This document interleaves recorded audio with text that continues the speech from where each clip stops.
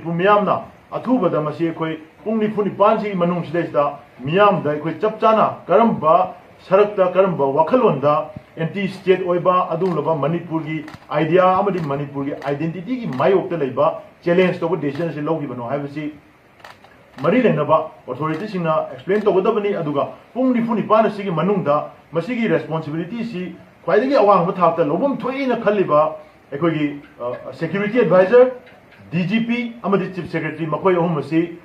Manipur da moina pampuri basidagi makoi pung nifuni pana sigi manungda resign to godabani Masi Manipur Miyam ki demandi high resignation si moina tender to deba taragadi makha tarakoda Manipur Miyam na akan ba khongjang changchan na bidongta Manipur Miyam na same sadan legani aduga makha ta ba khongjang chingjo koi lawthok na bidongta koi same sadana legani ahum subada ekoi gi aduga laba ekoi gi state ki leriba sigi administration ase masi ekoi suksang ni yeng pasida handaki thodu asisu narco terrorist elements in the surrender to Thokpa Amadi Makoibu, a peace town of Makoi Pelan and Nabonabada, Manipurgi identity compromise to Yaina Kalapa, Manipurgi Adum Laba, security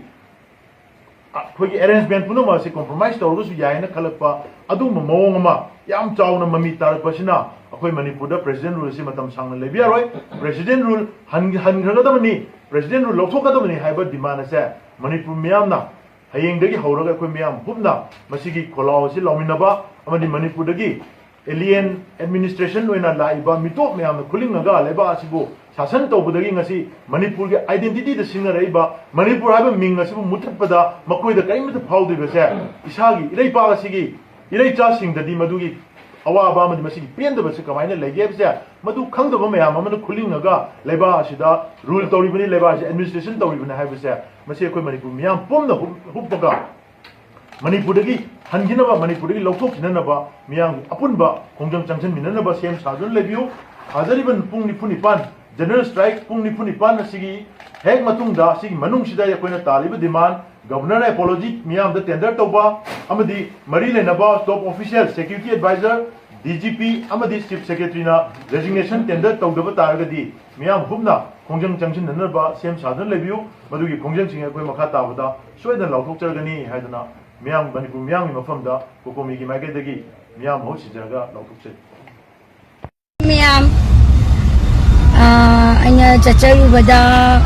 khangjarapa paudam update pau pizage mayam hayeng si pung tara haidare ko pung tara mathoi nangnaba tara sida akoi sem banglogi mamangda Manipur da leibiriba ima sing ireisa ima mayam lak haninbagi apamba leye lapiyo ai aigi nangi look to thidabida ozi aikoi gi nipu ngangnaramba amadi akoi gi Manipur dagi maitai bo yamna hantana yengriba samira naiba mayam singangdana saktana kolema khangraga leire ko sidagi engkoktana isagi state maming Manipur bawa Tabagi ayaba pirautraba situation asida asi ima karana initiative lobi badugi mahi oiraga akoi hayeng si chief secretary amadi security advisor unabagi acheng mamata madu logadori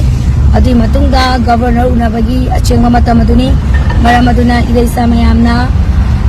akoi gi ai gi nangi ama magi loina mag tungoinaramlaga tungdala kadoriba ipuru adagi tungdala kadoriba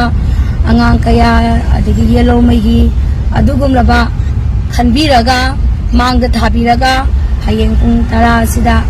soidana sarugya biu amadi lakbiu haiduna RK santubinasu social media gi platform asida paudamjari amadi pung mayangi pungin chinjari aduga aikogi press ki ngasaisu kakao myam ama thengnaiye or makoi su tobom toka memodem pisanba adagi diko adugi moina hojiki media amana cheliba DIPR set bus amada tawraiba makogi action adugi response amadi reaction adu kadai pawa Manipur governor amadi security advisor chief secretary na kadai pawa response lawra ke amadi action lokal pira ke abadu mayam aikoi unity oina letminaraga kuna hona minasya base thamjage maramaduna hayeng CM Baglogi ex habadi ex absibudi ex ore ko ado CM Baglogi office oramba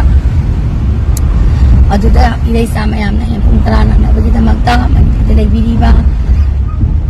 masing saruyabiyo ayuna haizari thagasa Delhi Maitai Coordinating Committee gi Maikai dagi Youth Wing gi Maikai dagi ikok no na miyam bu krumjari ngasi Manipur asida oirakliba film siga oirakliba matang asida aihangna thamjaning wasi India government na Manipur sida tawle film si karino haibase wahang oin hangjaning maramdi Manipur praja pumnamakna India gi damakta mingchet kaya protona lakhre ngasi phawbada malem gi thakta prithvi pumnamakta India government da Manipur na maram oiraga thoido hen tokna mingchet laiba thabak kaya tawduna lakli ngasi phawbada Manipur praja pumnamakna India gi damakta proudness ama laibago in loina na thabak kaya tawduna ngasi phawbada lakli tawbatabu tahi ani sujalaklaba lan sida maram oiraga Manipur praja khamthengna wa aduki matik ware phibam sida India government ne yengbi bagi mahuta ana naraga leiringai mathak sida amuk hena thum thakchan bagi mong da India government torak sita sengna aham makta da thamoi pena nungai jade aduga ngasi aikoina Shiroi festival yawbagi chatna ba hotna ba matamda DIPR na silaga chatliba media ichinau singna la chatliba gari simakta da Manipur thaba yaroi na hairak sidi Manipur gilamdam asigi wa natabida Prithvi da laiba country sing ki marakta India na phawriba India manung da laiba state pumna maksida gari UP ki gari oiraga su akoina Rajasthan chapa matamda ayabapi Rajasthan gari oiraga su Manipur la ko matamda ayabapi masi piraga su Manipur dadi Manipur masagi gari ji Manipur chapa matamda ayabapi yakta ba haibase central government ayabapi yakta ba haibase masi lumna lobam thoi Manipur asi India ki part ama oidraba haibase wahang amo oina praja pumna makta hangan ba pot oire loina na sumaina central government na Manipur thaba yaroi haibase kari maram gi damakta haibano haibasu atuba matamda central government na atugi pakom pami hainasu Delhi Maitai Coordinating Committee gi maikai dagi su thamjari loina na Manipur da laibiriba civil society organization pumnamak aduga Manipur gi akhoibu luching binaba gi damakta thokriba phawai thauna faraba ibung ipa kaya amadi MLA sing adagi le Manipur lairiba atawa sang oriba officer sing brigade sing makhoi pumnamak asi hauji kaidoraga leiri haibase isa itana wahang tawbiu Manipur haiba lamdam asi India na ubugi mahuta akhoibu khongbang ne thaduna thamlaba asi akhoi karigum step amadi chammanana amana amagi hinabalitan akhoi lingjen chammanana unite oiduna Manipur asida oidai film se akhoi ning lairiba film asi akhoi makhatana lairagasu akhoi bu namchanduna akhoi bu kanamta ubidabi mongda khoyang ipuni ngi monga thamliba asi thamba yaroi haibagi chammanama unity oiba ihau ama khak darka tarabra haibasi miyamgi mafamda ai wahangoi na hangjage maram aduna Manipur da laibiriba MLA khudingmak amadi CSO khudingmak wakhal munna khanbiduna Baza punamak ihul thamoi soiba akoiba Manipur ama oina lairaga Manipur natte hairiba posi isagi lairiba iramdamda isa oidrena miyamna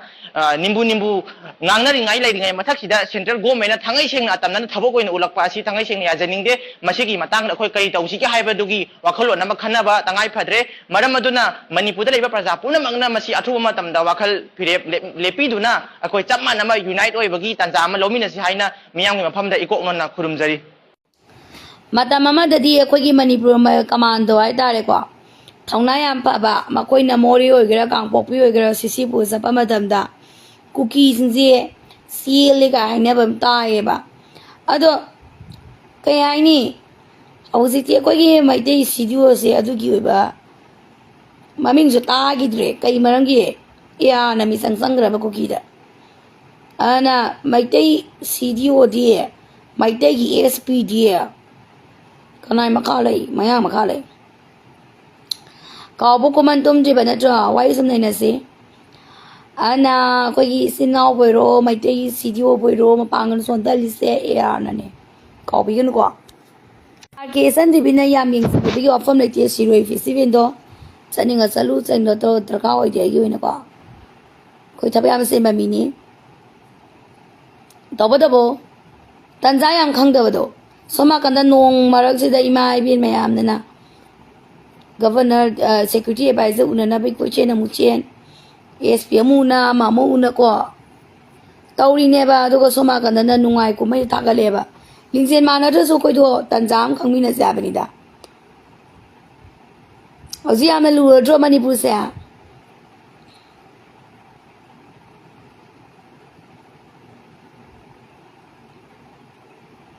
ana hayeng soidana lakpiyo asin matam kai to ga isu lak doi ningana ꯑꯩꯈꯣꯏ ꯏꯔꯥꯡ ꯑꯃ ꯇꯧꯁꯤ ꯈꯣꯠꯁꯤ ꯍꯥꯏꯕ ꯅꯠꯇꯦ ꯑꯩꯈꯣꯏꯒꯤ strength ꯅꯨꯡꯉꯥꯏꯇꯕ ꯄꯦꯟꯗꯕꯗꯣ ꯎꯠꯀꯗꯕꯅꯦ ꯃꯗꯨꯒꯤ security ꯑꯦꯗꯚꯥꯏꯖꯔꯗꯨꯗ ꯃꯣꯏꯅ ꯀꯩ ꯈꯪꯗ꯭ꯔꯤꯒꯦ ꯃꯣꯏꯗꯤ ꯇꯧꯏꯅꯦ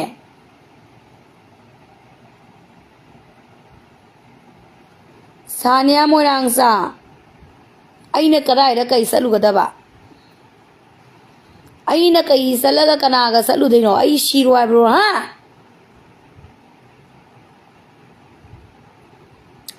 ꯄꯥꯕꯨꯡ ꯕꯤꯔꯦꯟ ꯀꯣ ꯑꯝꯇꯪ ꯁꯤꯌꯔ ꯇꯧꯕꯤꯌꯨꯕ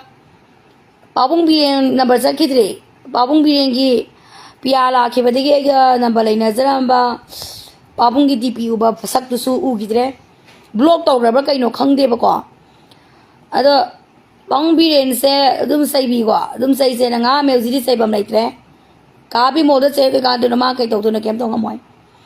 अदा हाइनी वाफमदि आइना पाबुंग बिरेन साउनिंगि से कइनो खंगबा मादिको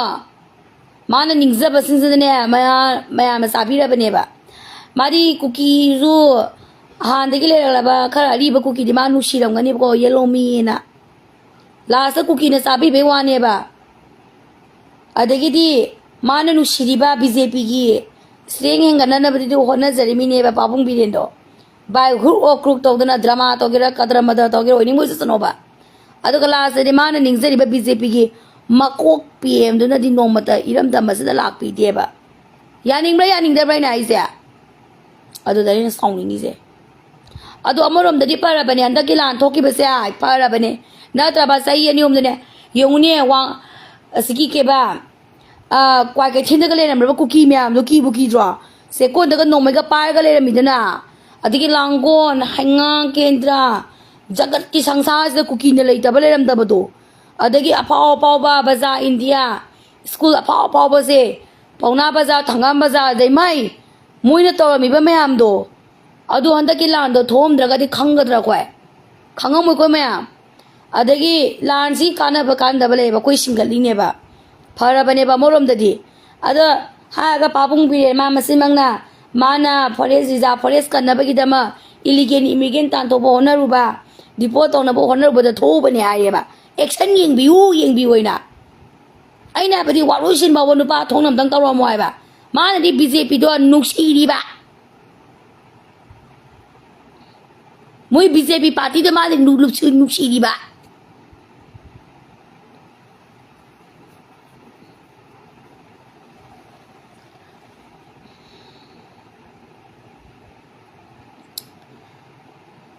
ज्ञान तादे हयेंग मैम लाकपियु सीएम बंगलोय जे का सीएम बंगलोय सीएम की बंगलो इदुं लेरिने ए आस कनागी सीएम न लेत्रे कोते मयाम खंगनबा माक मफम द पिबै वानी लिंगजेन मानदेबा लिंगजेन मानबा से कम काना मानर कदुना हाबिउरा अखोय मियोय मैतै लाख मंगा सिरकांदा युमथोंग गुदिंगिने मैतै नुपा मम मैतै नुपि मम सिरकांदा अदुजु कुकी खुता नद्रगा इंडिया नामी खुतगा सिरगा लिंगजेन मानकदरा आई को गम गाउजै खंगमोयबा मरोमददि आइना बदि लांगो खोलो कैसु काइदेबको सिरोइद लांगो चलो खोलो ब्लॉग नमोबा मो यूट्यूब मैम दो यूट्यूबर मैम दो याउसु याउरिदना थागनौबनेबा मैमा तबदुबो तंजा दो खंगमिनसेबा